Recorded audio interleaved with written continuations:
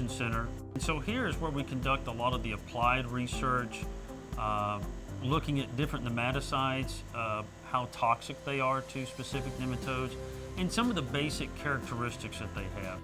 The applied work really relates to questions the farmers have directly. So a farmer will ask me, well, how good is this nematicide? How would you rank it compared to another one? And this is one of the only ways that I can make that assessment. I can put them in an in vitro assay, look at motility, or put them out in the greenhouse at the various treatment level and get an idea of how well it's going to work. So these studies, these tests directly answer growers' questions, which is important to our farmers.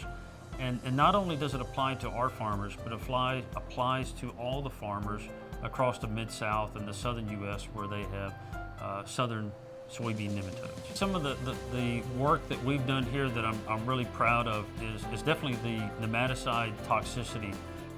Even in the greenhouse, we can look at different soil texture assays.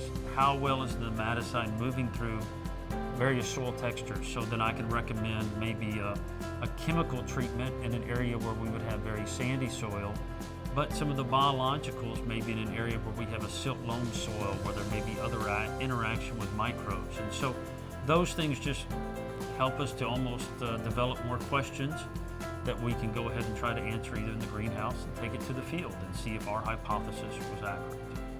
So this is important to farmers because it's going to help them decide whether they're going to use or not use that seed-applied nematicide.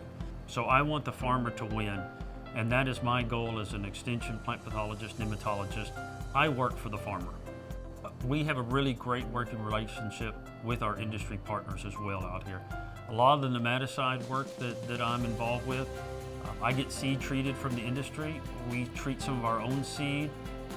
They like the research that we're doing. They know that they're getting an unbiased opinion for what we're doing because they too want to help the farmers and provide a product that is going to be consistent for them as well.